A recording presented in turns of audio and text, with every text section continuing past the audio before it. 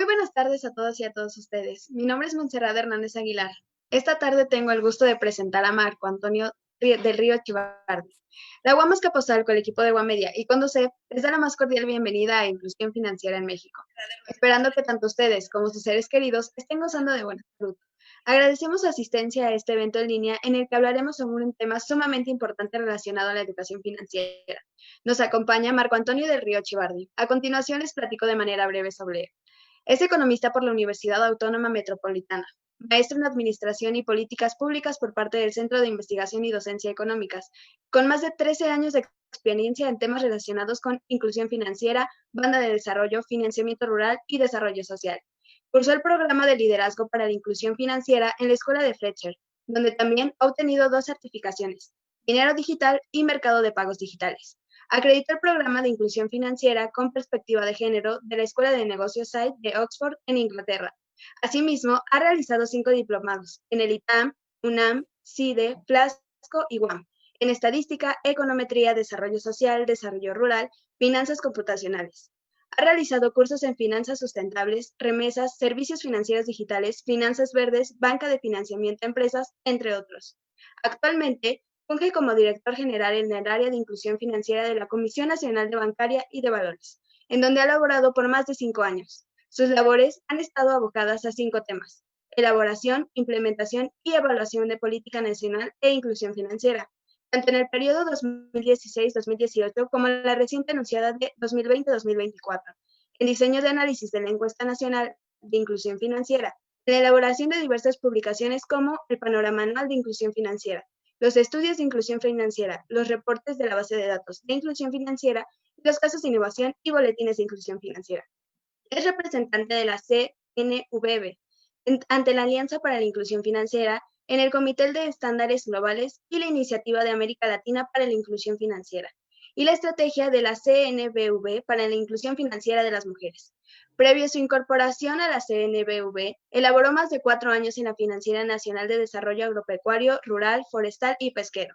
Asimismo, durante más de 3 años colaboró en la Secretaría de Desarrollo Social como subdirector y director de estrategias para el desarrollo social. Bajo este cargo, participó en el rediseño y seguimiento de los programas de desarrollo social enfocados con la generación de ingreso. Comenzó sus actividades profesionales como asistente de investigación en el área de economía política del Departamento de Economía de la UAM Azcapotzalco. A continuación me dirijo a quienes hoy amablemente nos acompañan en vivo. Para en caso de formular alguna pregunta o comentario, las pueden expresar a través del chat y el soporte las recolectará, recordándoles que al final de la ponencia se van a resolver. Sin más, le cedo la palabra a nuestro ponente Marco Antonio del Río Chivardi. Hola, muchas gracias. ¿Me escuchan? Sí, ¿verdad? Bueno, Sí. es un honor para mí estar con ustedes y es un, digamos, es un doble gusto, primero por compartir esta presentación con ustedes y segundo porque yo estudié en la UAM y para mí me trae muy buenos recuerdos la universidad. Fue una universidad donde aprendí y donde conocí a gente valiosa, entonces es para mí muy grato estar aquí. Les agradezco mucho el espacio y también le agradezco mucho a la Conducef la posibilidad de realizar esta presentación, ¿no? Eh, Voy a permitirme presentarla, compartir la pantalla. Deme un segundo. Sí.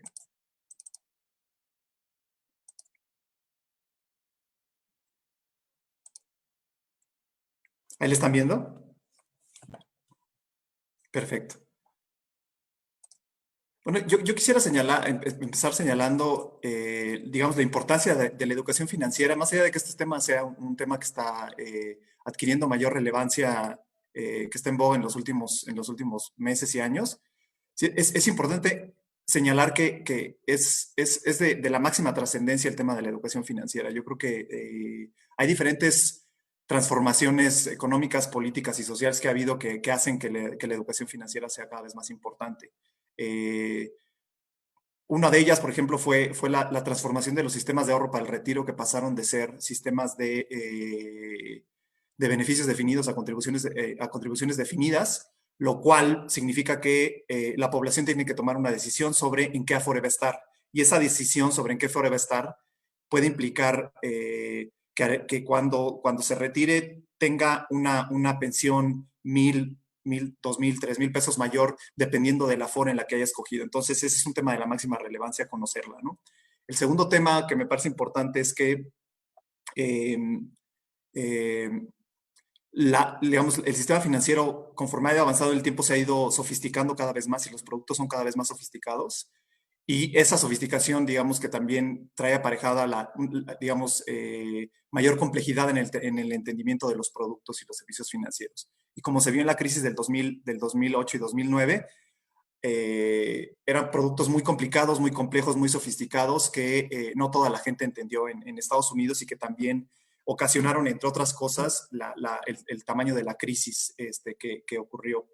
Otro tema también que es importante es que la inclusión financiera, no solamente en México, sino en el mundo, ha ido avanzando, lo cual significa que hay más gente que tiene un producto financiero, lo cual significa que toma más decisiones financieras, ¿no? Eso sería el tercer punto. El cuarto punto para mí sería que, como lo ha mostrado la pandemia del COVID-19, la vulnerabilidad financiera de la población ante alguna catástrofe, algún choque externo, alguna contingencia laboral, ambiental o sanitaria, como es el caso, digamos, nos pone de frente ante la situación, ante la necesidad de tener una mayor o una menor vulnerabilidad financiera. Y finalmente, es importante no perder de vista que al final del día se trata también de reducir, digamos, las asimetrías de información que existen entre la población como usuaria o como consumidora de servicios financieros y los proveedores de servicios financieros, ¿no? Hay una asimetría de información fuerte que se puede traducir en una asimetría de poder y que es importante, digamos, atajarla, reducirla para que haya una relación de mayor igualdad entre ambas partes de la ecuación. Entonces, yo comenzaría señalando eso como la importancia de la educación financiera. Después de este preámbulo, voy a hablar un poco sobre las acciones de la CNBV ante la contingencia. Y después voy a empezar a hablar sobre inclusión financiera. Acá, digamos que las acciones de la CNBV que realizó fue que emitió una cosa que se llaman criterios contables especiales entre marzo y abril para diferentes instituciones financieras. Primero fue la banca comercial, luego la banca de desarrollo, luego las cooperativas, las SOFIPOS, etcétera, y que consistía en diferir parcial o totalmente el pago del principal o los intereses por 4 o 6 meses, cuya instrumentación fue entre marzo y julio y que fue a todas las instituciones que otorgan crédito, que son supervisadas prudencialmente por la Comisión. Después el programa ha beneficiado a 8 millones de acreditados y cuando uno ve el impacto por tipo de cartera, se ven cosas positivas porque 1 de cada 3 pesos de la cartera de financiamiento de las microempresas fue beneficiada por estos criterios contables especiales y 15% de las microempresas y 23% de las pequeñas empresas que tienen un crédito también fueron beneficiadas con estos criterios contables especiales. Ahora, recientemente se anunciaron nuevas facilidades regulatorias, o sea, como una segunda etapa de criterios contables especiales, que consistían en reestructurar o renovar los créditos siempre y cuando reflejaran un beneficio económico para los acreditados, y este beneficio económico tenía que verse reflejado ya sea en una disminución en los pagos periódicos, en mayores plazos, en disminuciones en las tasas de interés o en límites en la suma de los pagos totales por la reestructura. Digamos, eso con un caso hipotético se vería más o menos así. La línea azul es el saldo sin reestructura, que comienza con 52,000 pesos en el mes de octubre del 2020 y terminaría en junio del 2022. Se aumenta el plazo en 50%, el plazo para pagar el crédito, lo cual haría que terminara en octubre del 2023. Y digamos, acá lo más importante es que implica una reducción en el pago mensual de 40% al pasar de 3,180 a 1,921, ¿no? Obviamente se incrementa el plazo con una tasa de interés menor, aunque como el plazo aumenta, también el saldo al final del periodo se incrementa. Pero digamos, esto es cómo se ve esta segunda etapa en un ejemplo concreto, ¿sí? Ahora, vamos a hablar sobre la importancia de la inclusión financiera, pero antes me gustaría pasar a una pregunta. Entonces, les voy a pedir que visiten la página de menti.com y digiten el código que está ahí, 4252339, y que contesten la pregunta si sabían, saben lo que es la inclusión financiera. Es una pregunta sí, no, de respuesta sí, no. O si no, pueden abrir su celular, abren la cámara de su celular y con el código QR que está ahí también los va a llevar a la pregunta.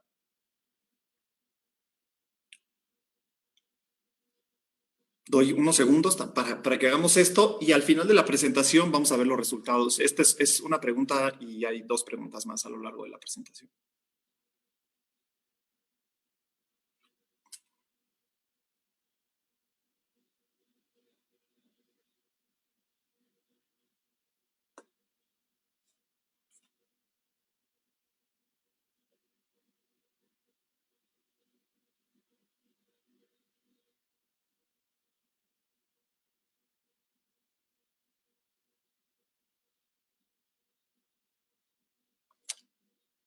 Bueno, voy a continuar.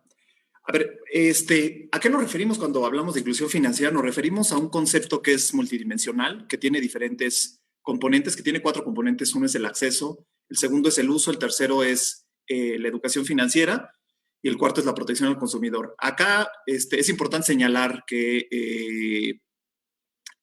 esta definición de inclusión financiera es más o menos estándar a nivel mundial y que no solamente se trata de que la gente tenga una cuenta o un crédito, sino que, por ejemplo, esa cuenta la use para realizar pagos, pero sobre todo también se trata de que la gente sepa cómo, digamos, características fundamentales para hacer un buen uso de sus productos financieros, por un lado, que también sepa dónde acudir en caso de que tenga un problema, que sepa conceptos básicos como cuál es la fecha de corte, la fecha de pago, que tenga la información suficiente como para identificar aspectos de los estados de cuenta, por ejemplo, también. Y que se dé que se dé, digamos, en un entorno de calidad de los productos y los servicios financieros, ¿no? Entonces, a eso nos referimos con inclusión financiera. Es un concepto amplio, ¿no? Ahora, la inclusión financiera es importante porque tiene diferentes beneficios, ¿no? Y estos beneficios, conforme ha ido pasando el tiempo, sobre todo en las últimas 2 décadas, la cantidad de estudios y de evidencia empírica que se ha ido acumulando con respecto a cuáles son los beneficios, pues ha ido creciendo, ¿no? Y estos beneficios que tiene la inclusión financiera se han ido, digamos, analizando y obteniendo con estudios, digamos, con la máxima calidad académica, ¿no? Con estudios con grupos de control y grupos de tratamiento, con otro tipo de evaluaciones de impacto. Entonces, se ha podido comprobar, digamos, no solamente asociaciones positivas entre la inclusión financiera y el desarrollo, sino que asociaciones, o sea, digamos, sino también temas de causalidad, ¿no? Que tenemos algo que causa tal cosa, ¿no? Sistematizando los estudios que hay en la materia, se podría decir que la inclusión financiera tiene 5 beneficios directos y 3 beneficios indirectos. Los beneficios directos serían que la inclusión financiera incrementa la resiliencia financiera, que es la capacidad o de enfrentar algún choque económico, como pérdida de empleo, pérdida de la vida de un ser querido, o etcétera, sino también la posibilidad de recuperarte pronto de ese choque económico. El aprovechamiento de oportunidades, que es, pues, como su nombre lo indica, digamos, si se tiene alguna idea de algún negocio, por ejemplo, tomarla, ¿no? También contribuye a la inversión en activos como un carro, una propiedad, o activos que incluso podrían llamarle a algunas personas como los activos de capital humano, ¿no? También en el bienestar social nos ha encontrado que contribuye a la reducción de la pobreza y a la disminución de la desigualdad y en el empoderamiento de las mujeres. Los impactos indirectos que se tienen también son que contribuye a un crecimiento económico de los países, que disminuye la corrupción y la informalidad también al reducir las transacciones que ocurren con efectivo, ¿no? Y también contribuye a los ahorros del gobierno al momento en que el gobierno empieza a hacer los pagos tanto a sus proveedores como a los beneficiarios de los programas sociales de manera digital en lugar de hacerlo en efectivo, reducen los costos de administración de cualquier programa gubernamental. Aquí tengo algunos ejemplos. En el caso, por ejemplo, de Kenia, lo que encontraron es con una evaluación con un grupo de tratamiento y con un grupo de control. Encontraron, por ejemplo, que el porcentaje de personas que después de las sequías tuvieron que saltarse comidas o deshacerse de su ganado se redujo a más de la mitad si contrataban un seguro. En el caso de Níger, se encontró que los agricultores con cuentas digitales aumentaron sus probabilidades de adquirir granos y carne y asimismo disminuyeron el tiempo de traslado para recibir subsidios gubernamentales en las proporciones que vienen en la presentación. También se ha encontrado, ha sido sumamente estudiado el tema del impacto de las microfinanzas en las mujeres y se ha encontrado digamos que el acceso a los servicios financieros a partir de las microfinanzas contribuye a una mayor seguridad de las mujeres, a mayores ingresos y a una mayor confianza, independencia y autoestima. El tema de la inclusión financiera también ha sido muy relevante porque se ha encontrado la vinculación que tiene con los objetivos del desarrollo sustentable, al menos en 8 objetivos que son fin de la pobreza, hambre cero, salud y bienestar, educación de calidad, igualdad de género, trabajo decente, industria, innovación, infraestructura y reducción de las desigualdades. Hay evidencia y hay anecdótica y evidencia empírica cuantitativa de cómo se relaciona con cada uno de estos. Y sin ir muy lejos, en realidad podríamos pensar, por ejemplo, en esta pandemia, cómo los servicios financieros contribuyen y se ve como, por ejemplo, una gran cantidad de países, se estima incluso que son casi 200 países, han implementado algún programa de apoyo a la población y lo han hecho a través mayoritariamente de alguna dispersión de créditos o de subsidios, o de seguros de desempleo o de apoyo al ingreso simplemente a través de una cuenta, por ejemplo, ¿no? Entonces, ha contribuido de esa forma a evitar que una gran cantidad de personas caigan en pobreza y también ha sido fundamental el pago que se hace, por ejemplo, a través de canales digitales en un contexto de distanciamiento social y también la posibilidad de que las empresas puedan seguir en pie a través de la incursión en el comercio electrónico. Entonces, para ir muy lejos, si vemos la historia reciente con la pandemia, se puede ver cómo está relacionado los servicios financieros con el desarrollo en general. Ahora, ¿cuál es el panorama de la inclusión financiera? En México, digamos, comenzamos señalando que pues el sistema financiero mexicano es un sistema, digamos, con una gran cantidad de intermediarios financieros y que están aglutinados, digamos, en la banca comercial, que son 50, bancos de desarrollo y entidades de fomento, que son 13, sociedades cooperativas de ahorro y préstamo, o cooperativas más de 150, casi 40 sociedades financieras populares, 100 aseguradoras y 10 afores. Hay otro tipo de intermediarios, pero aquí estoy señalando solamente los que tienen como más relevancia con la inclusión financiera, y que también es importante poner todos estos porque la inclusión financiera no solamente se trata de bancos, se trata también de lo que hace la banca de desarrollo, se trata de las cooperativas y se vuelve de suma importancia el fortalecimiento de las cooperativas y de las sociedades financieras populares, por ejemplo. En el caso de las AFORES, su relevancia también es fundamental y por eso es que la recientemente anunciada propuesta de reforma a las AFORES es de la máxima importancia por esta situación.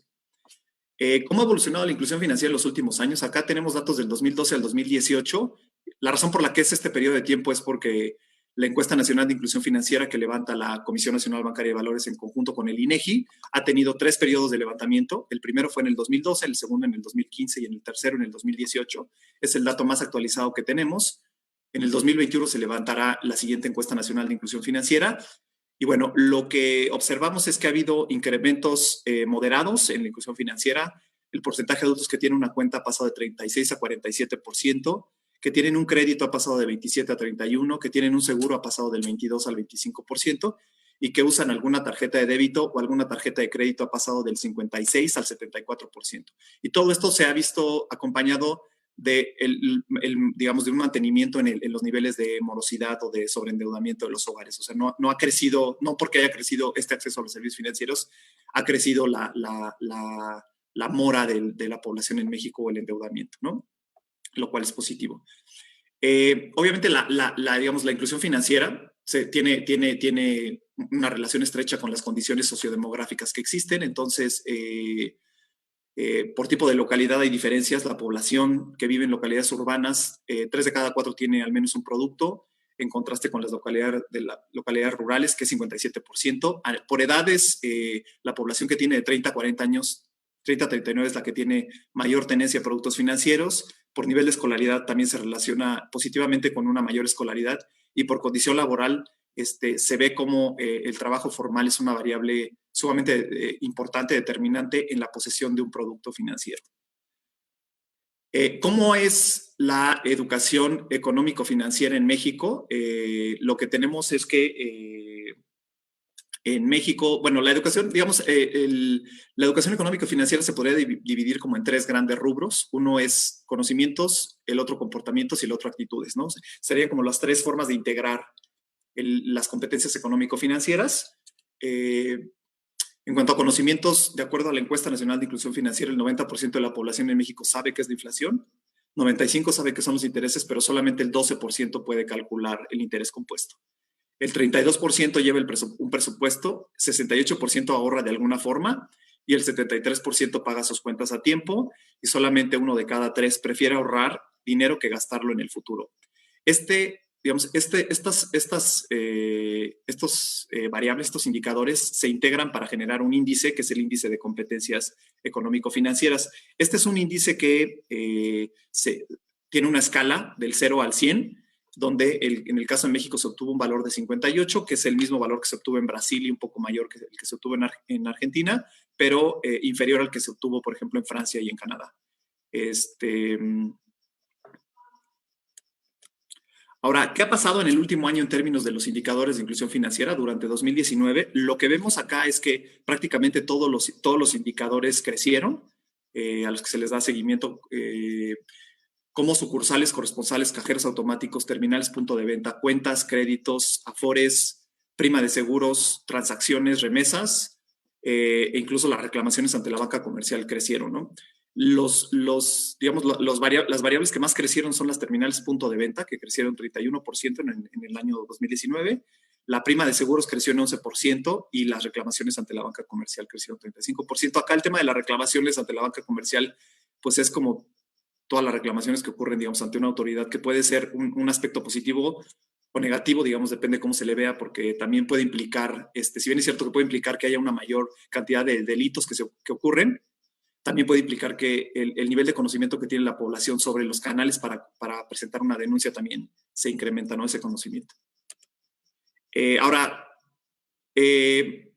¿cómo es la tenencia de cuentas en el mundo y con respecto a México? Y digamos que acá es importante, a pesar de que hemos tenido, digamos, algunos buenos resultados, en realidad todavía México presenta un hecho que es ineludible, que es que hay una baja inclusión financiera. Lo pueden ver en la gráfica, bueno, en el mapa.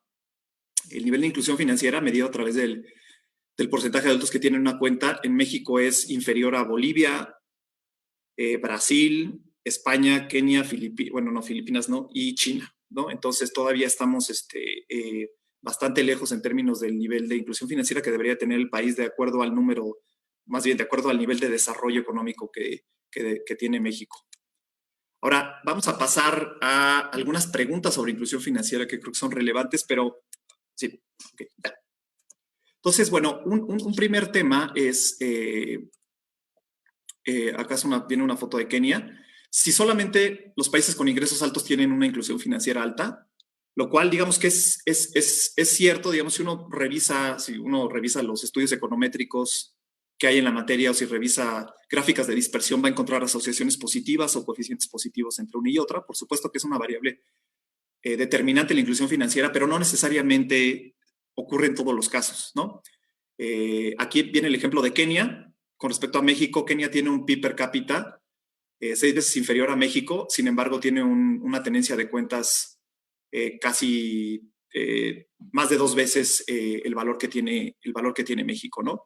Y esto es importante para señalar que no tenemos que esperar a que el país tenga un ingreso per cápita más alto para esperar que haya una inclusión financiera más alta, ¿no? Las comisiones y los intereses son la principal barrera a la inclusión financiera. Sin duda es una barrera, ¿no? Pero no necesariamente es menos una barrera que lo que uno pudiera pensar de manera como intuitiva, de manera como rápida. Acá tenemos 2 datos, pero hay más datos más ejemplos. Uno de ellos, por ejemplo, es en el envío de las remesas transfronterizas de Estados Unidos a México, en donde se le preguntó a los migrantes mexicanos que envían remesas cuál es la principal razón por la que escogen el canal de envío de remesas. Y uno pudiera pensar que es el costo de la remesa, o sea, el costo que cobra la remesadora, pero en realidad más bien es La rapidez, la facilidad y la distancia a acudir a la remesadora son las principales variables y el costo es una de las últimas variables.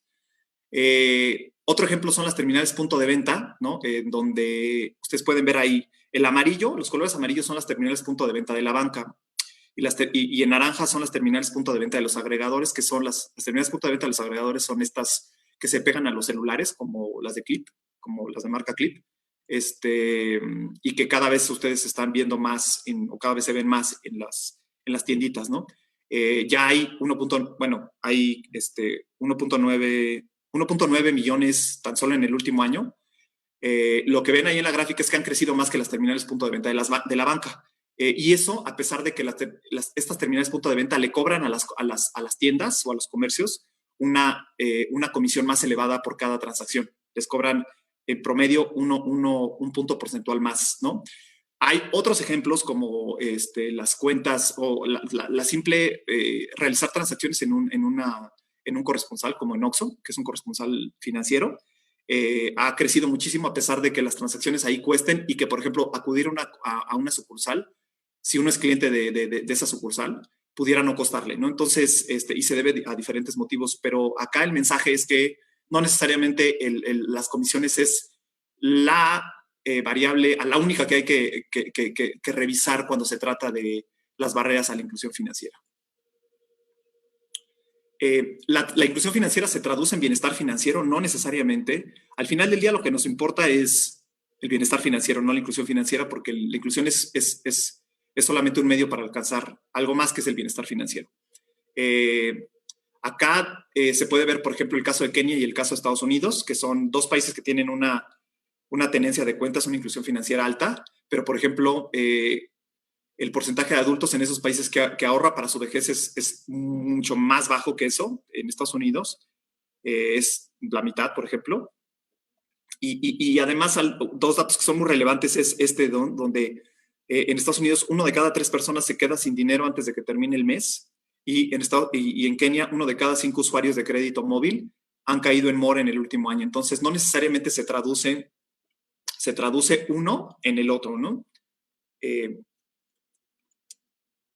Otra pregunta es si la población en México cuenta con la información suficiente para tomar buenas decisiones financieras, y la respuesta es que no necesariamente. Bueno, la respuesta es que no.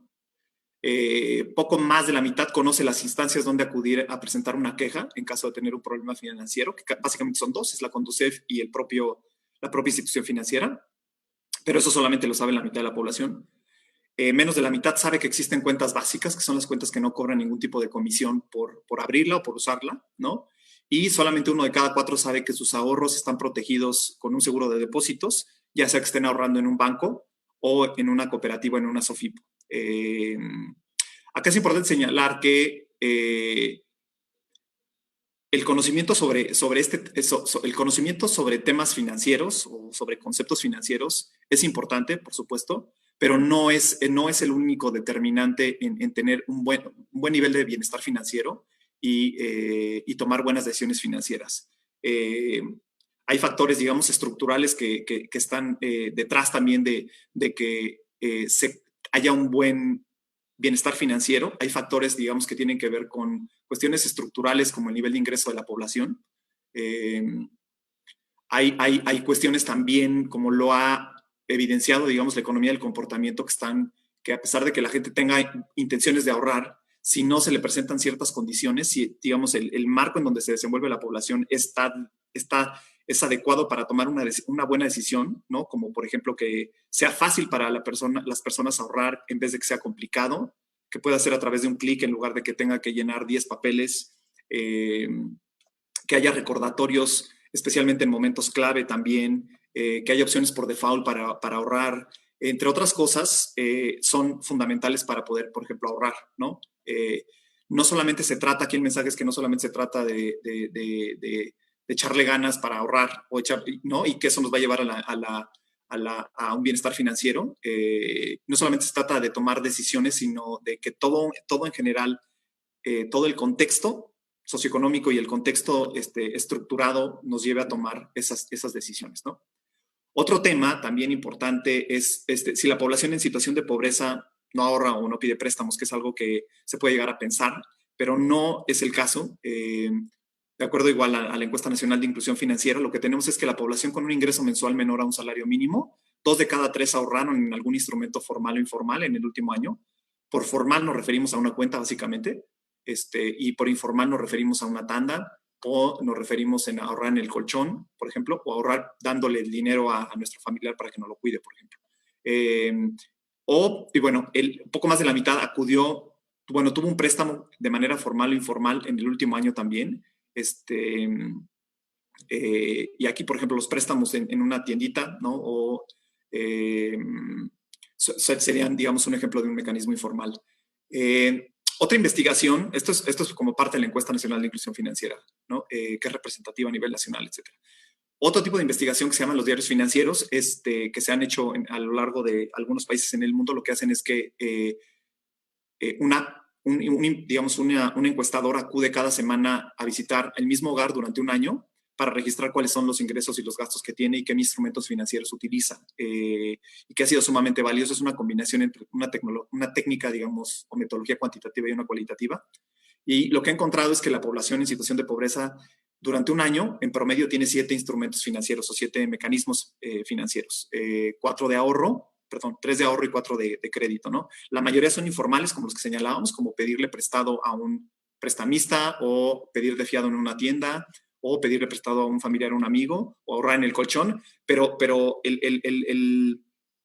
digamos, una de las cosas más importantes de esta investigación es que la población en situación de pobreza, no solamente la gente que tiene dinero, digamos, sino la gente en situación de pobreza tiene una vida financiera bastante activa.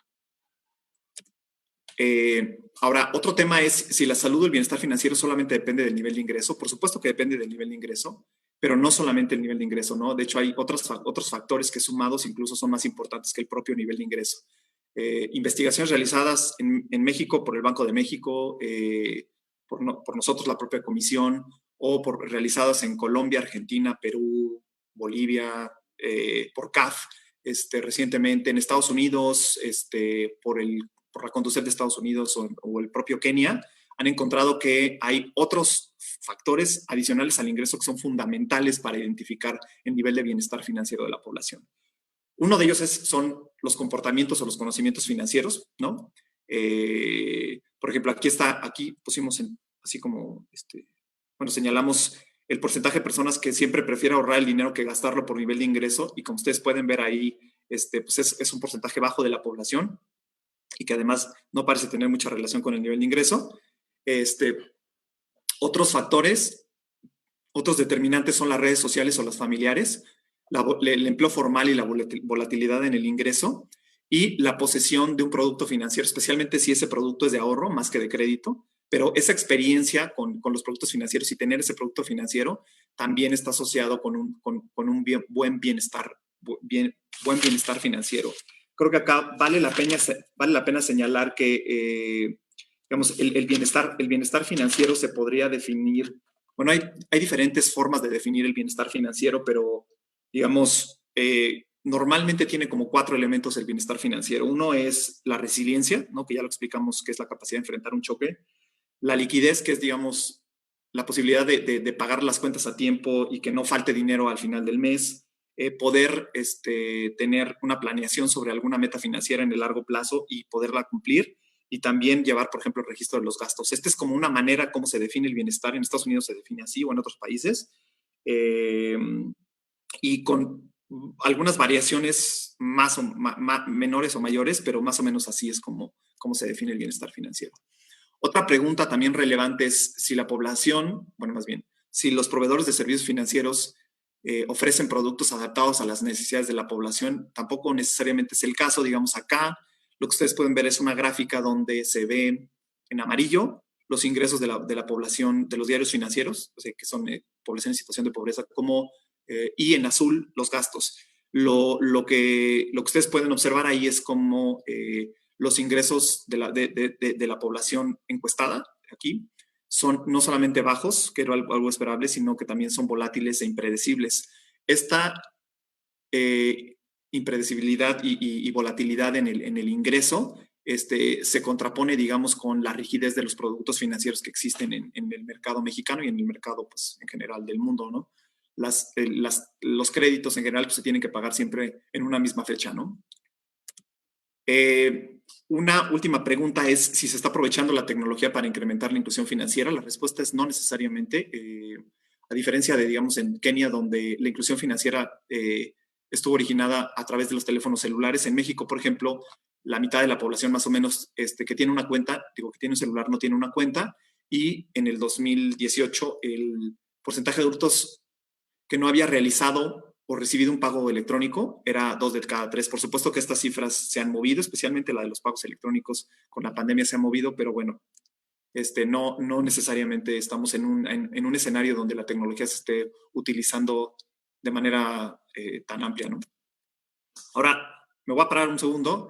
Les voy a pedir que vayan a esta página de internet, igualamenti.com, y que digiten ese código de 6 dígitos, 450223, o si no, que abran la cámara de su celular para escanear el código QR que aparece ahí y que nos comenten cuáles son 2 elementos que ustedes consideran que son necesarios para implementar la inclusión financiera. Entonces, me voy a esperar unos segundos para que puedan hacerlo.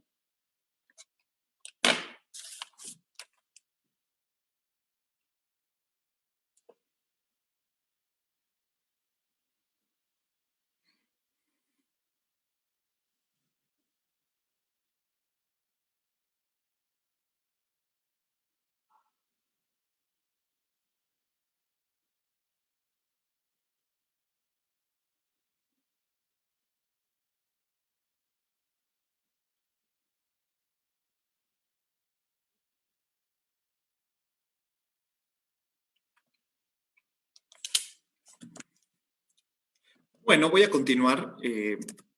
Ahora, ¿qué acciones se han hecho en México para fortalecer la inclusión financiera? Por supuesto que se han hecho algunas acciones. En realidad,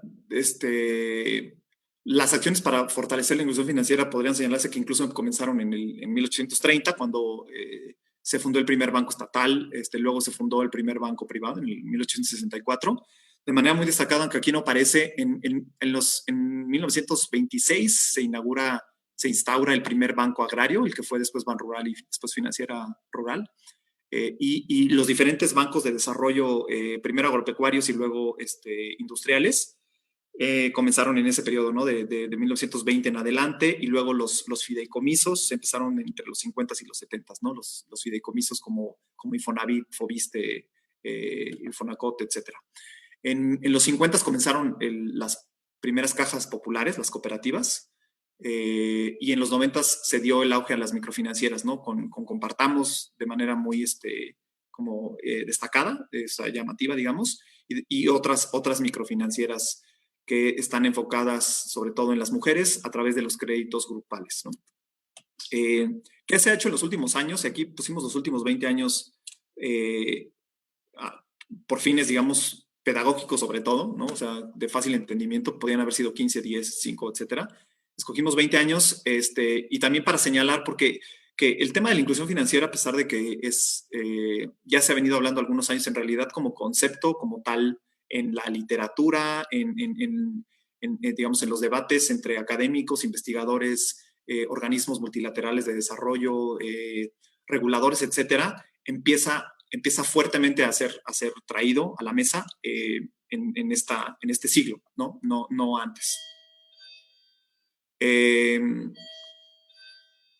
Bueno, ¿qué se ha hecho en los últimos 20 años? En el 2001 vino la regulación de las cooperativas, la primera regulación de las cooperativas, lo cual ha sido fundamental para su profesionalización y para fortalecer al consumidor, porque se le dotó de un seguro de depósitos, básicamente, ¿no?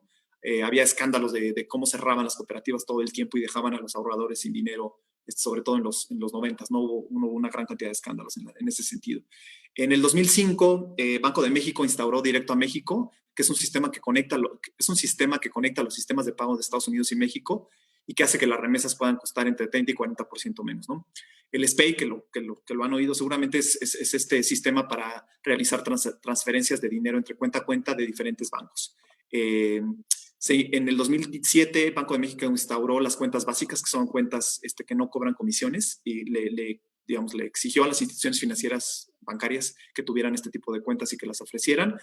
En el 2008 se instauró la banca electrónica, que es lo que permite que una cuenta se asocie a su celular.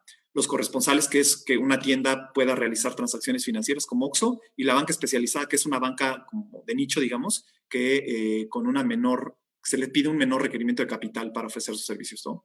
En el 2009 se inaugura el primer departamento de inclusión financiera en el país, que es el departamento donde yo estoy.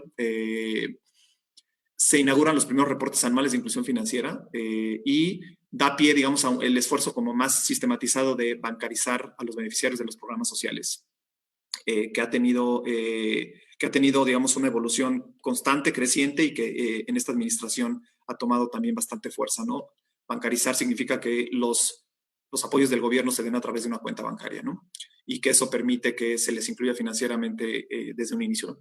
El 2010 se permitieron las cuentas de expediente simplificado, que son estas cuentas que, como las que uno va y saca en el OXXO, como saldazo, que solamente con una tarjeta, con el INE o el IFE antes, se abre esa cuenta. Y también CETES Directo, que es esta institución que forma parte de Hacienda y de NAFIN, de Hacienda, y que desde 100 pesos se puede ahorrar en valores gubernamentales. En el 2011 se creó el Consejo Nacional de Inclusión Financiera por parte de autoridades regulatorias y el Comité de Educación Financiera, que fue un paso importante en la institucionalización de esta temática, ¿no? En el 2012 se crea la primera encuesta nacional de inclusión financiera que levantamos en conjunto la CNBB con el INEGI y que ha permanecido a través de los años. Después en el 2015 vino la misma, pero para empresas. En el 2016 y en el 2017 se lanzaron las primeras políticas nacionales y estrategias nacionales. En el 2018, ahorita lo vamos a ver con más detalle, la primera ley FinTech, en el 2019 la plataforma de cobro digital y ahora en el 2020 se anunciaron las tres cosas que son importantes: la Política Nacional de Inclusión Financiera, las cuentas para menores de 15 a 17 años y la propuesta de modificación a las AFORES. Ahora vamos a hablar de algunos de estos hechos un poco más a detalle. Primero, el tema de los corresponsales. A partir del 2008 se realizó la modificación regulatoria que permite que una tiendita funja como agente de una institución financiera y ha tenido bastante éxito porque a pesar de que las sucursales en México tienen muchas décadas de que se permite que haya sucursales en el país, ¿no? Que hay sucursales en el país. La cobertura de las sucursales es solamente la mitad de los municipios, 51%, en contraste con los corresponsales, que son 3 de cada 4 municipios tienen al menos un corresponsal. Y el crecimiento que ha habido en los últimos 5 años es 41% de los corresponsales y 8% en las sucursales. Las cuentas de expediente simplificado, estas que comentamos, y de las cuales las recientemente anunciadas cuentas para menores de 15 a 17 años, y que además estas no van a tener costo, han crecido 73% en los últimos 5 años, en contraste con las cuentas tradicionales que han crecido solamente 4%, ¿no? A la fecha ya, a pesar de que tienen poco tiempo, relativamente poco tiempo, solamente 10 años, ya hay una de cada 4 más o menos cuentas en el país son de este tipo. Las cuentas, repito, las de OXXO son de este tipo y las cuentas, de hecho, las que entrega, por ejemplo, el Banco del Bienestar, las que son también cuentas de expediente simplificado.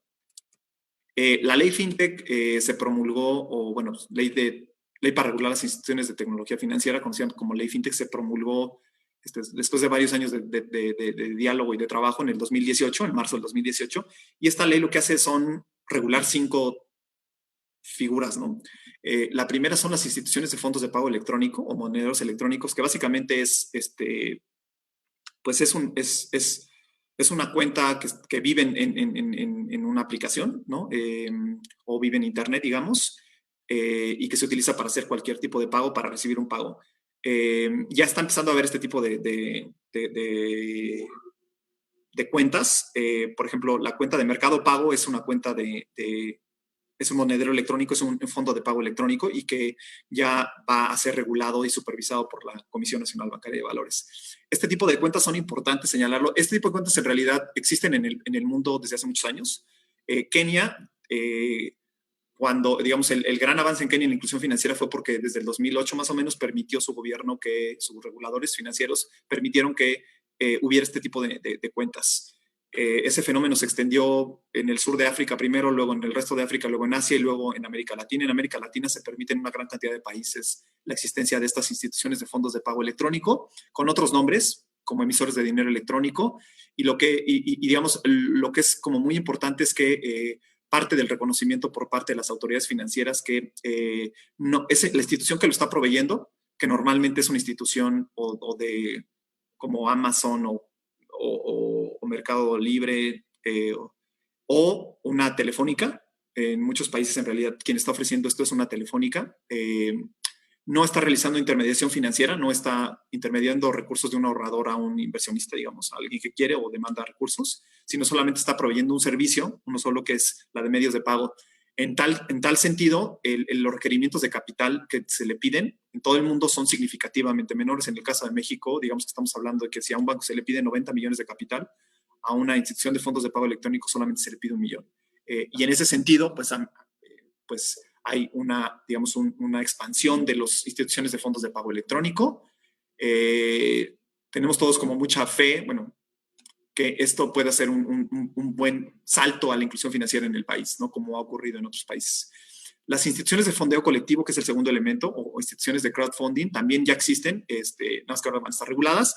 A lo mejor algunos de ustedes lo conocen, pero son estas plataformas en donde uno puede meterse, digamos, si tiene 5,000 pesos, ponerlos en algún proyecto de otra persona, ¿no? Digamos, alguien que tiene esos 5,000 pesos y que decide no llevarlos al banco porque le da un rendimiento muy bajo, por ejemplo, ¿no? Que diga, yo no lo voy a llevar porque el rendimiento que me dan es muy bajo, pero vi en internet que hay una página donde otras personas, ¿no? Quieren dinero para poner una cafetería o para hacer camisas bordadas o para hacer una película o lo que sea, y me van a pagar un rendimiento del 15%, por ejemplo, ¿no? Entonces, reduce algunas barreras digamos, al acceso a los servicios financieros, porque también esa persona que quiere poner la cafetería probablemente va al banco o a una cooperativa o a una Sofipo y no obtiene los recursos, le dicen que no porque nunca ha operado, ¿no? Pero puede acudir a este tipo de plataformas que viven en Internet para obtener financiamiento. Entonces, también es importante en ese sentido. Los activos virtuales, que son como el Bitcoin, que son mecanismos como muy eficientes para hacer transferencias. El cuarto punto fue las aplicaciones informáticas estandarizadas o conocidas como APIs, y que este es un tema muy importante para la inclusión financiera porque va a permitir, bueno, antes me voy a regresar un paso antes. Un API suena así como que, pues, ¿qué es eso? Pero lo que es un API es, bueno, es lo que está detrás, por ejemplo, cuando ustedes se meten a buscar un viaje, quieren hacer un viaje a Guadalajara, ¿no? Por ejemplo, y se meten a Expedia. Expedia opera a través de APIs, porque ustedes se meten a Expedia, ustedes van a poder ver cuánto cuesta el avión de Aeroméxico, de Interjet, de Volaris, de Viva Aerobús, etcétera. Y pueden ver esos costos en tiempo real. Lo que Expedia está haciendo es que se conecta a través de APIs con las APIs de todas estas empresas de aviación, y puede arrojar la información en ese sentido. Y lo mismo es para buscadores de hoteles y otras cosas. Esas APIs ya se van a traer al mundo financiero. En algunos países ya operan, de hecho en varios países ya operan, y si no están por operar, en América Latina, Asia, África, en Europa, en Estados Unidos, en Australia, etcétera.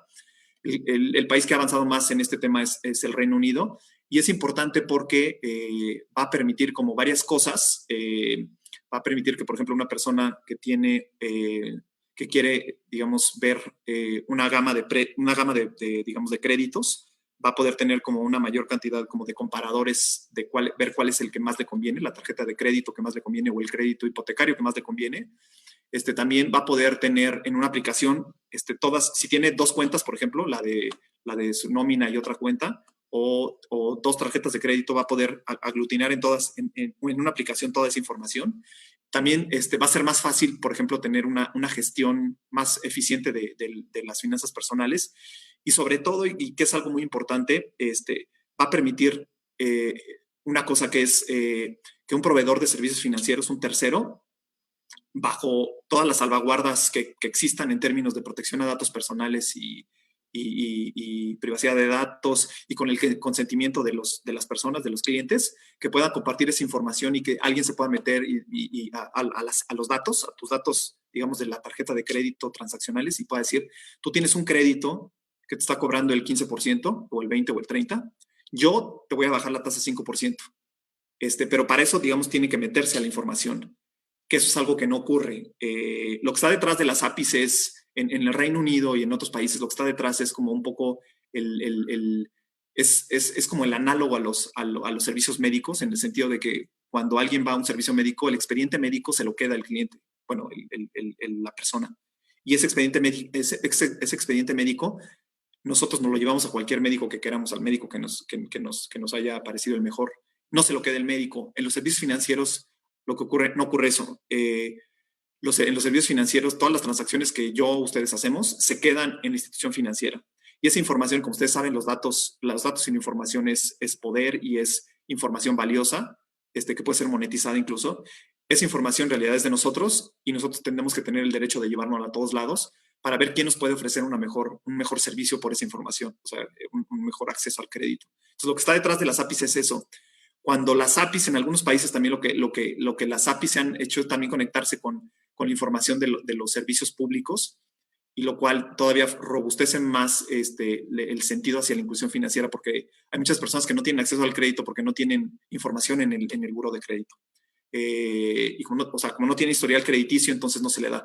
Pero hay una gran cantidad, pues la mayoría de la población pues ha pagado consistentemente sus servicios públicos como el agua, la luz, que son servicios normalmente provistos por el Estado.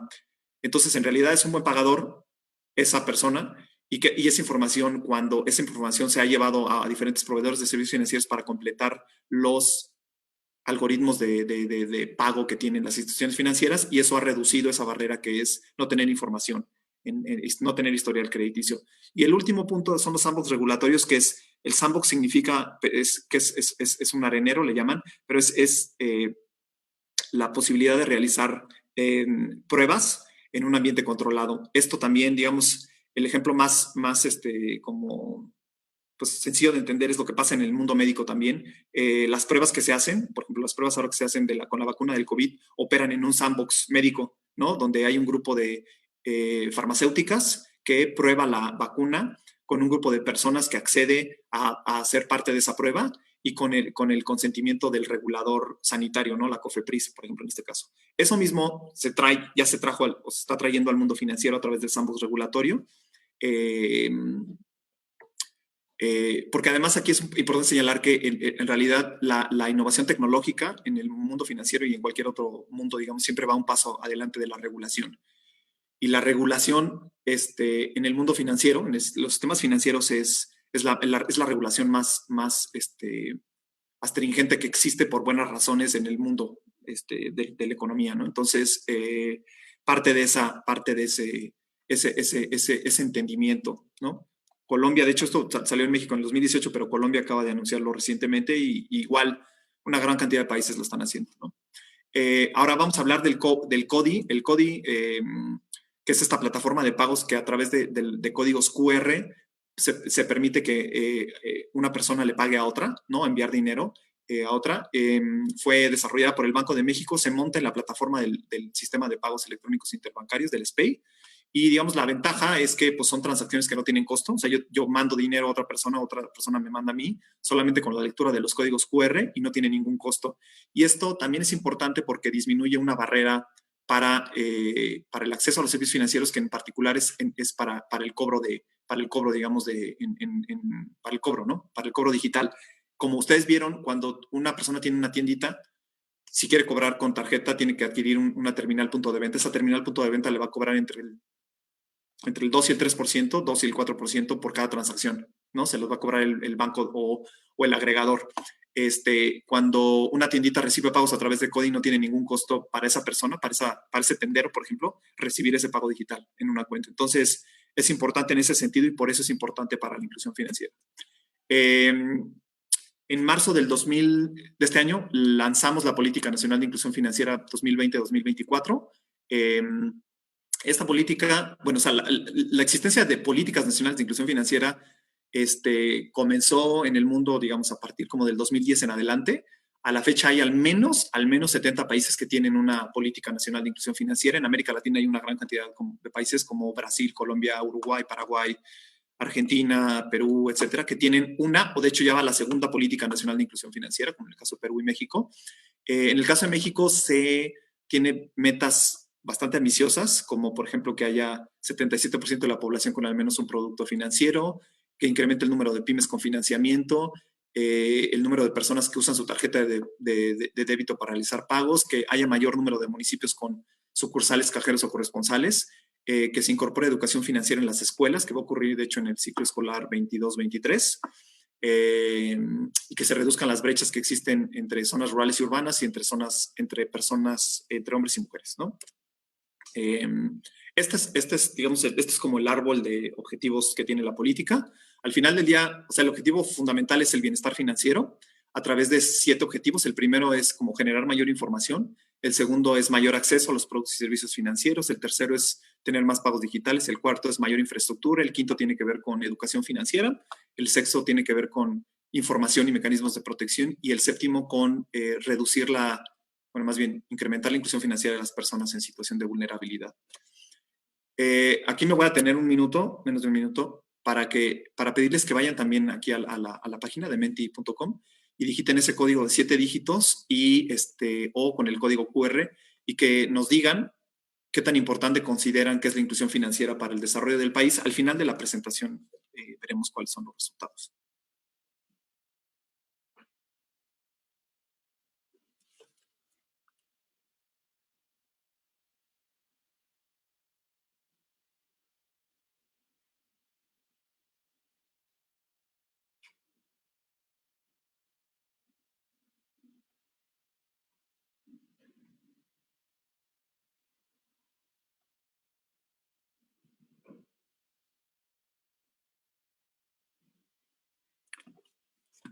Perfecto. Entonces voy a pasar a la siguiente lámina y es para anunciarles el premio de ensayo de inclusión financiera, que es pues una iniciativa que tenemos trabajando en el área pues desde hace como un año más o menos, y que va a ser lanzada próximamente. En las próximas 2 semanas vamos a lanzar el premio de ensayo de inclusión financiera y voy a proyectar un video.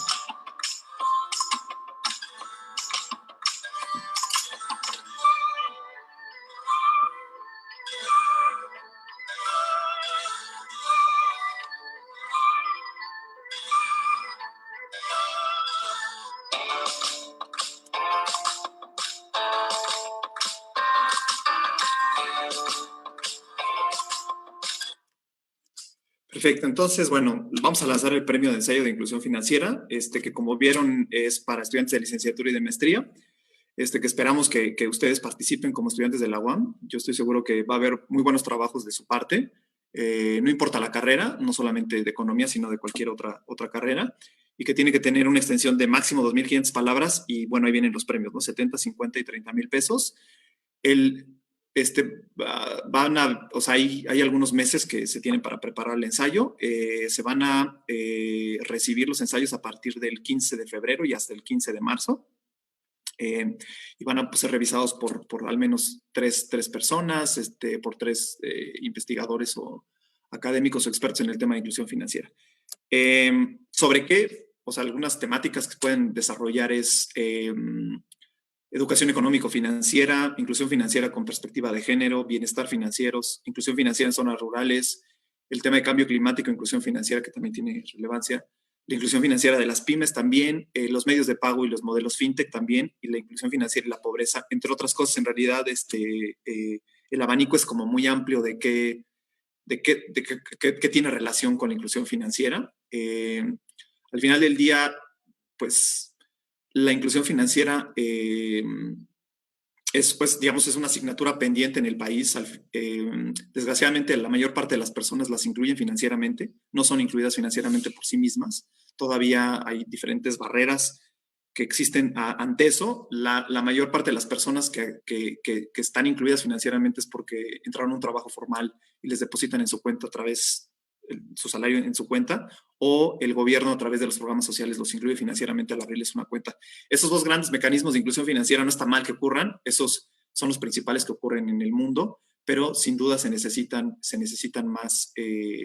más fortalecer, reducir algunas de las barreras, y es un tema multidimensional, como ya lo vimos. Es un tema que tiene que ver con mejorar la regulación, es un tema que tiene que ver con usar la tecnología, es un tema que tiene que ver con fortalecer a las cooperativas y a las microfinancieras, es un tema que tiene que ver con mayor educación económico-financiera, es un tema que tiene que ver con que haya mayores comparadores, tiene que ver con mejores productos financieros, tiene que ver, por supuesto, con el nivel de ingresos de la población, que tiene que ver con diseminar el conocimiento sobre pues, con educación económico-financiera, entre otras cosas, ¿no? Bueno, ahora, ¿de dónde puedes sacar esa información para los ensayos? El área donde yo estoy genera algunos documentos que pueden ser de utilidad para todos. Por ejemplo, ahorita van a ver, son todos esos que están ahí, pero ahorita los voy a explicar con más a detalle. Desde que existe esta área en el 2009, genera algo que se llama la base de datos trimestral de inclusión financiera, que es una base de datos en Excel que viene por trimestre, se genera cada trimestre, y viene por estados y por municipios, y viene información sobre sucursales, cajeros, corresponsales, cuentas, créditos, brechas de género de transacciones. Ese es el archivo de Excel y tiene unos mapitas y toda la cosa.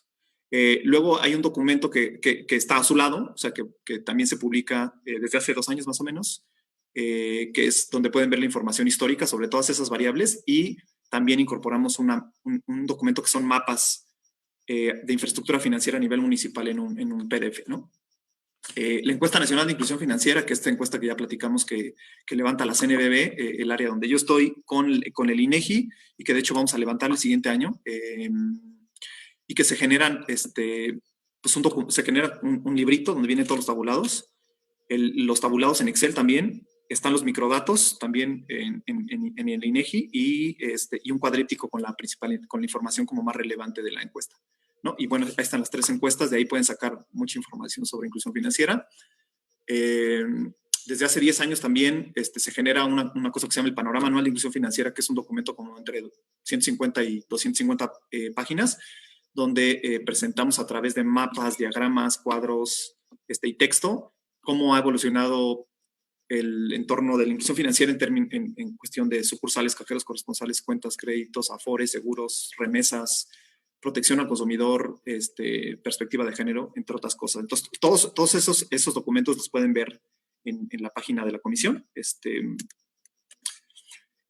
También se generan algunos estudios, especialmente desde que empezó esta administración hemos generado 5 estudios, que son los últimos 5 que ustedes pueden ver ahí, sobre alguna temática en particular. Comenzamos en el 2019 con el de alfabetización financiera, que es como el primer diagnóstico como más, digamos, completo sobre cuál es el estado de la educación financiera en México, y viene por estados y viene como todas las variables que analizamos previamente que tienen que ver con cómo se mide la educación financiera. Ese fue el primero. Luego, una encuesta que hicimos en el estado de Puebla sobre necesidades financieras de la población en México. El tercero fue un análisis espacial sobre la disponibilidad de infraestructura financiera a nivel municipal. El cuarto fue la recopilación de la información, la sistematización de la información de más de 80 estudios sobre el impacto de la inclusión financiera. Y el quinto, que sacamos hace poco, sobre también utilizando técnicas geoespaciales, la disponibilidad de infraestructura a nivel de zonas metropolitanas, de las principales 3 zonas metropolitanas del país, y bueno, y que tiene mapas, incluso, bueno, las dos de geoespaciales, en realidad ustedes ven el mapa en el documento, y si le pican, te lleva a mapas en donde pueden navegar y activar y desactivar capas y acercarse y alejarse, ¿no? Después, también desde el 2019 para acá, generamos una cosa que se llama Boletín Trimestral de Inclusión Financiera, que es un documento como de 4 páginas en donde hablamos de diferentes temáticas. En particular, reseñamos estudios, políticas públicas relevantes, o algunos eventos importantes. En los últimos 3 han sido temáticos. De hecho, el quinto, el sexto fueron sobre COVID. el séptimo fue sobre el financiamiento a las pymes y el octavo lo vamos a sacar como en 15 días, yo creo más o menos, que va a ser sobre educación financiera en el mundo, ¿no? Y finalmente, también desde hace un año, casi 2 años, generamos algo que se llama casos de innovación en la inclusión financiera, en donde documentamos un caso que nos parece que es exitoso en otro país sobre cómo se ha fomentado la inclusión financiera.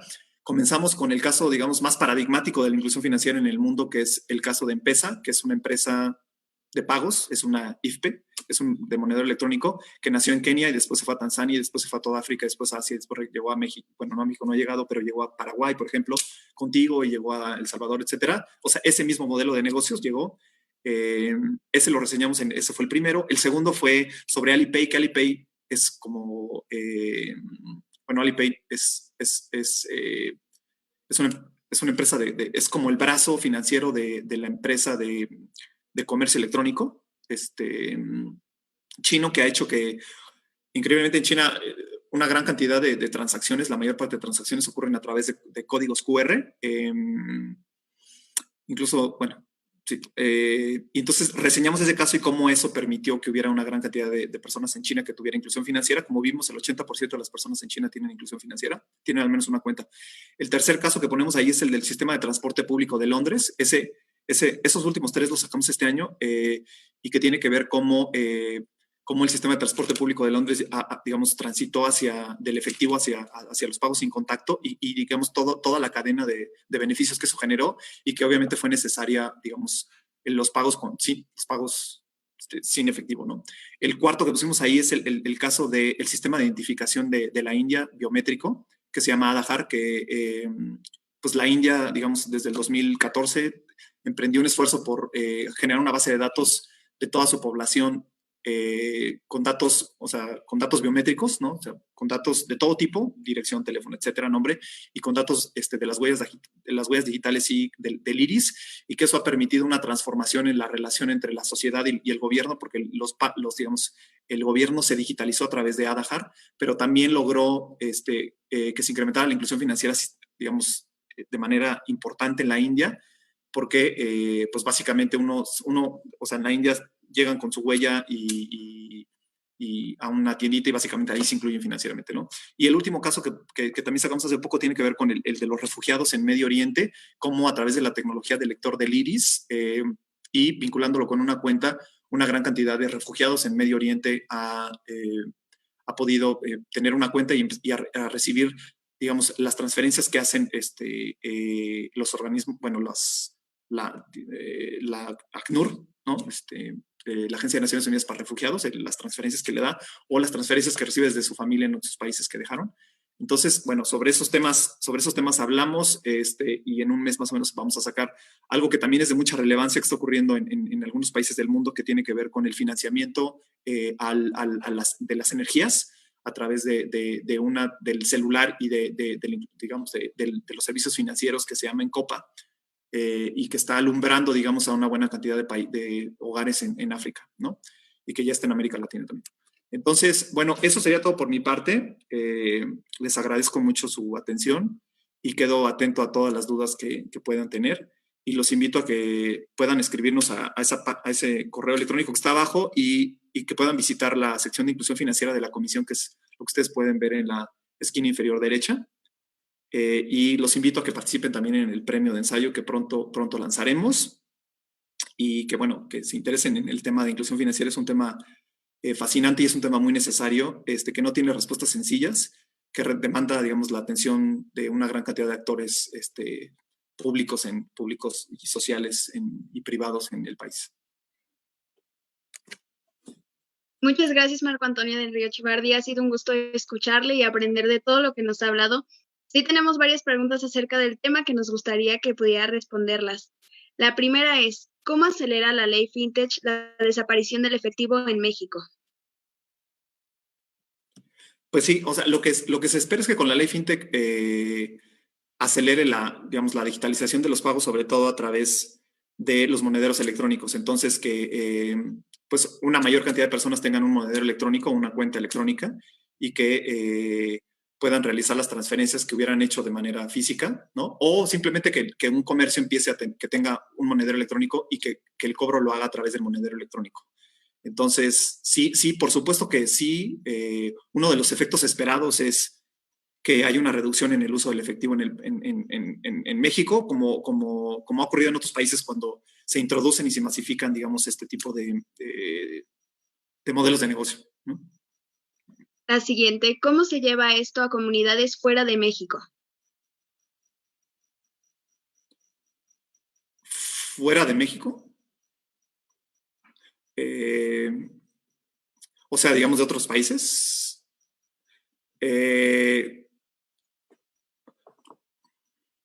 ¿Cómo se lleva?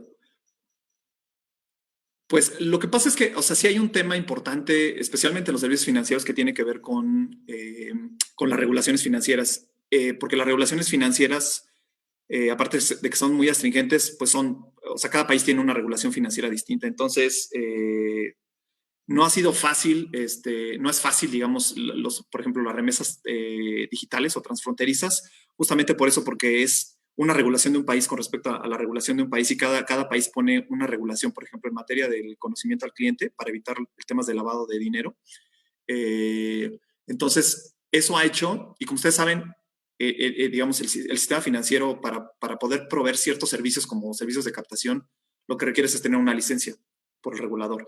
Entonces, el país X, digamos Estados Unidos o Nicaragua, tiene que autorizar a una institución en particular para proveer esos servicios financieros, y en México tiene que autorizar a esa misma, a otra o a una filial para proveer ese mismo tipo de servicios financieros. Entonces, creo, o sea, bueno, requiere una gran cantidad de coordinación internacional en la materia. Pues yo diría eso, ¿no? ¿Qué tanto éxito han tenido los microcréditos en México para promover el desarrollo? Es una muy buena pregunta. Lo que he encontrado la evidencia en México y en otros países es que de todos los servicios financieros que hay, que pues, los de las cuentas, los seguros, las cuentas de ahorro para el retiro, los microseguros, el crédito en particular es donde la evidencia, a pesar de que hay como mucha evidencia positiva, también hay cierta evidencia negativa en términos de que ha generado sobreendeudamiento de algunos hogares. Entonces, es de hecho el producto, digamos, es como el servicio financiero sobre el que hay que tener más cuidado, porque si ese no se viene acompañado de una buena conocimiento financiero, digamos, y de buenos mecanismos de resolución de controversias y de quejas, puede de hecho ser más perjudicial de lo que es benéfico para una persona. Ahora, ¿qué evidencia se tiene? Desde mi punto de vista, la evidencia es más positiva que negativa, y por eso es que hay una gran cantidad de personas que tienen un microcrédito.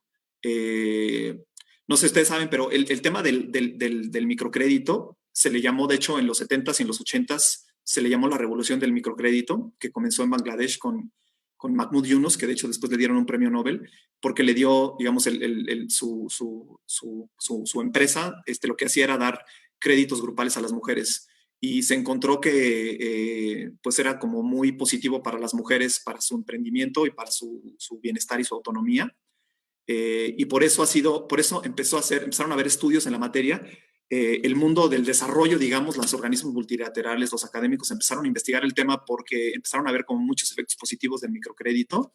Empezaron a dar fondeos por todos lados, y se expandió a niveles en los 90s y en los 2000s. No hay país que no tenga empresas de microcrédito. Y si hay tantas empresas de microcrédito y tantas personas, hay millones, cientos de millones de personas que tienen un microcrédito, es porque tiene algún efecto positivo, ¿no? Sí se han encontrado algunos efectos positivos. Hay algunos académicos que se han dedicado toda su vida a estudiar el tema de los microcréditos. Yo creo que lo que es más importante señalar del microcrédito es que el microcrédito hizo algo que antes no se había hecho. Hizo una pequeña innovación que transformó, o sea, que modificó por completo, digamos, un poco cómo se hacía cómo se hacía la banca, cómo se hacían las finanzas, y que tiene que ver con las garantías. O sea, lo que está detrás del microcrédito es una modificación en las garantías, en cómo pide las garantías. Históricamente yo te voy a dar un crédito, pero tú me tienes que dejar una garantía. como una gran cantidad de población en el mundo no tiene una garantía, especialmente la gente en situación de pobreza no tiene una garantía, el microcrédito hizo eso chiquito que es, ya no te voy a pedir la garantía, la garantía es tu palabra y la palabra de todos los que te acompañan en el grupo, y así te voy a dar el crédito. Ese pequeño cambio transformó la ecuación de las microfinanzas y del crédito en general con efectos positivos, digamos. Se tiene que revisar, por supuesto, en el tema del microcrédito se tiene que revisar el tema de las tasas de interés, que son elevadas, pero sin duda yo creo que sí, pues una respuesta corta es que el microcrédito tiene efectos positivos, ¿no? Para el desarrollo. La siguiente, ¿qué Afore recomienda y a qué edad recomienda empezar a abrir una Afore? Pues de la recomendación en realidad no sé cuál sea la que, o sea, yo recomendaría la Afore que les da mayores rendimientos, y eso va cambiando de acuerdo a la edad, ¿no? En la parte de atrás de los estados de cuenta de las Afores ustedes pueden ver como la que les da mayores rendimientos. Pues vayan a la que les da mayores rendimientos porque una diferencia entre un punto porcentual puede significar después de 30 años, pues mucho dinero. ¿Y a qué edad? Pues tan pronto puedan hacerlo, tan pronto reciban ingresos, pues les sugiero ampliamente que lo hagan, ¿no? La siguiente pregunta es de un profesor, el cual pidió personalmente el link para acceder y verte, Marco. Entonces le cedo la palabra, profesor Owen. Si puede encender su micrófono, por favor. Gracias, hola, buenas tardes a todos. Marco, ¿cómo estás? Un gusto saludarte. Bueno, igualmente, ¿cómo estás? Bien, gracias. Un gusto saludarte. Marco, pues tenemos muchas charlas pendientes seguramente, pero quiero ser puntual con algunas dudas. Una presentación larga acerca de todo el panorama de inclusión financiera, ¿no? Quisiera primero preguntarte una pregunta muy puntual. ¿Por qué en ese panorama de inclusión no se refiere a la reforma de 2013? Esa es una. Por otro lado, me gustaría preguntarte qué va a hacer o qué está pensando CNBB alrededor del estudio de las relaciones verdaderamente causales, digamos, entre inclusión y bienestar. Digo, la evidencia es clara, ¿no? Mencionaste a Kenia y estos niveles de inclusión súper altos, o llamémoslos bancarización. Yo no sé qué tanto debemos mezclar inclusión y bancarización, creo que es parte, pero no es completo. Y no efectos en el bienestar, ¿no? Y creo que justamente este panorama de inclusión, digamos, desde que vienen las encuestas de inclusión, nos muestra que se han llegado como unos umbrales y de pronto umbrales que han sido llevados por bancarización y por expansión de la oferta, pero no necesariamente vemos efectos completos sobre el bienestar. Digo, justamente tú colocabas no necesariamente. ¿Cuál es la posición de CNB y de todo, digamos, este comité de inclusión con AIF, de todos? O sea, ¿hacia dónde va la política de inclusión en este sentido, no? Y lo otro es, bueno, detalles que siempre habrán, ¿no? Mencionaste cuentas básicas, todavía lo tienes en tu presentación de inclusión. ¿Y cuál es la posición, digamos, de las autoridades ante esta posición de cuentas básicas desde 2007? Ya han pasado más de 10 años. Evidentemente, todos los bancos, estas cuentas básicas que generaron, o muchos de esos bancos, no hay que ir muy lejos, cambiaron estos contratos de cuentas básicas bajo una estrategia en que le dicen al consumidor: tu contrato va a ser modificado, te pusimos tal servicio y ya tu cuenta no es básica, ¿no? Y todas estas cuentas básicas, si no vas y haces una pelea, realmente no ocurre. Entonces, no sé, digo, hay muchos detallitos, Marco, muchas cuestiones que podríamos hablar, pero ¿cuál es la posición de las autoridades? Ah, y la última, Marco, entre todas las que he mencionado, el papel de la educación, ¿no? De la educación financiera justamente en esta semana y el motivo de la presentación. ¿Va a cambiar la encuesta de inclusión financiera y va a empezar a preguntar sobre montos de inclusión, por ejemplo. Eso es uno de sus limitantes, ¿no? Montos de ahorro, normalmente las preguntas son cualitativas. ¿Hay algún plan para ello? Digo, se cruza con la ENIC en algunas cuestiones, en otras no. En fin, Marco, muchas preguntas tengo, pero es un gusto escucharte. Espero respondas, me puedas orientar alguna de ellas. Un saludo. Saludos, Rubén. Sí, a ver, déjame tratar de responderlas lo mejor que pueda. Voy a empezar por la más fácil, que es la del ENIF. Si vamos a preguntar sobre montos, sí vamos a preguntar. De hecho, pues el mes pasado estuvimos trabajando con algunos académicos y con los integrantes, con la Secretaría de Hacienda del Banco de México para definir el cuestionario y lo vamos a pilotear en diciembre y el año que viene lo vamos a aplicar. Y una pregunta en particular que vamos a agregar es justamente cuánto ha ahorrado la gente. Porque nada más preguntábamos si habían ahorrado o no, y en realidad no sabíamos si eran 100 pesos o 1,000 pesos o 10,000 pesos, ¿no? Entonces vamos a preguntar cuál es el monto de ahorro para tener mayor información sobre eso. Otra de las cosas que vamos a modificar en la encuesta es que vamos a incluir muchas preguntas sobre vulnerabilidad financiera y sobre resiliencia financiera. O sea, vamos a preguntarle a las personas si han tenido emergencias económicas, o sea, qué afectación tuvieron, qué estrategia financiera siguieron, si pidieron un crédito, si redujeron sus gastos, si más bien vendieron o tuvieron que empeñar un bien, si se acogieron a algún programa del gobierno, si tuvieron que ir a una casa de empeño, etcétera. Y vamos a preguntar cosas que tienen que ver con el bienestar financiero. Vamos a utilizar pues, las recomendaciones de los expertos en la materia sobre cómo se debe de medir el bienestar financiero y vamos a calcular una cosa que se llama índice de bienestar financiero, además de los otros índices que ya se tienen de conocimientos financieros, comportamientos y actitudes financieras. Y vamos a incorporar más preguntas sobre los medios de pago y sobre fintech también. Ahora, el otro tema sobre las cuentas básicas, lo que ocurrió con las cuentas básicas es que al principio empezaron a ofrecerla a los bancos, solamente aplica para los bancos, pero después dejaron de ofrecerlas, a pesar de que la ley, digamos, les pide, les obliga a que ofrezcan las cuentas que en su página de internet que estén ofreciendo una cuenta básica. Empezaron a, digamos, pues muchos de sus promotores de crédito dejaron, o sea, las dejaron de ofrecer y por eso es que las cuentas básicas al público general, no las asociadas a la nómina, sino al público en general, no mostraron un mayor crecimiento. Digamos, ahí una de las reflexiones es que también pues los incentivos tienen que venir como acompañados, ¿no? O sea, la regulación tiene que también pensar en cuál es el incentivo que le genera a la institución financiera la provisión de esa cuenta, por un lado, y también el tipo de otras condiciones que se establecen, porque esa cuenta lo que pedía era que no tuvieran el cobro de ningún tipo de comisión, pero sí podía exigir saldos mínimos. Entonces lo que pasaba es que algunas instituciones financieras decían, yo no te voy a cobrar nada, pero el saldo mínimo es 1,500. Entonces, si pides un saldo mínimo de 1,500, pues ¿quién tiene un saldo mínimo de 1,500 en su cuenta? En realidad es muy pocas personas que lo pueden tener. Entonces, resultaba como inadecuado el objetivo realmente con el producto que se tenía. Y lo que ha pasado es que estas cuentas de expediente simplificado, que no son las mismas que las cuentas básicas,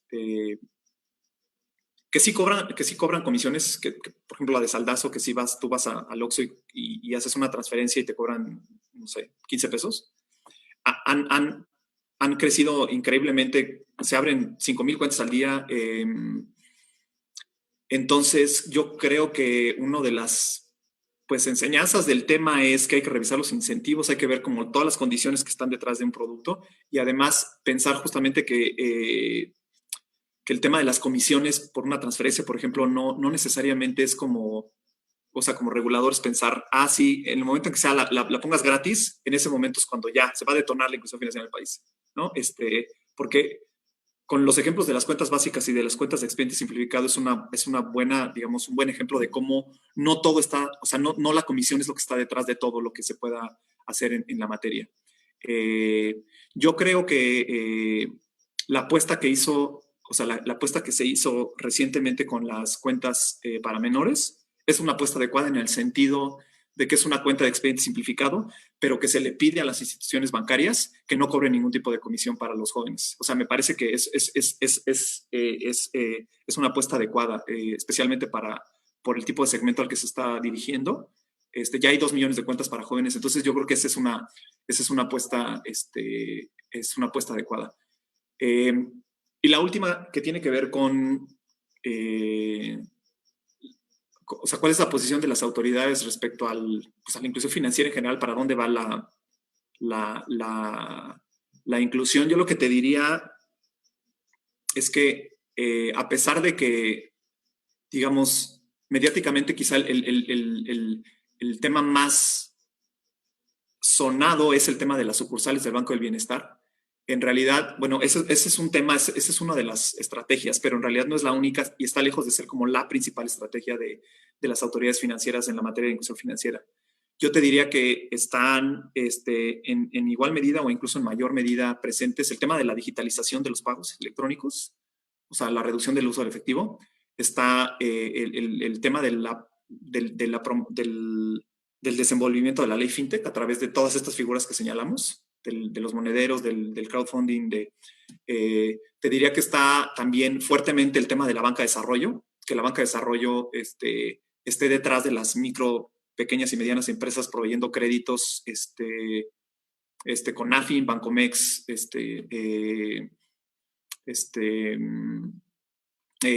Financiera Rural, bueno, Financiera Nacional de Desarrollo Agropecuario, Rural, Forestal y Pesquero, los fideicomisos de FIRA. Creo que hay una apuesta importante en el tema de la banca de desarrollo. Cuando salió el programa sectorial recientemente, hay como una modificación en términos de los indicadores con los cuales se va a medir la banca de desarrollo y donde hay un mayor énfasis en el tema de la inclusión financiera de las empresas. Entonces, creo que ese tema también es un tema positivo.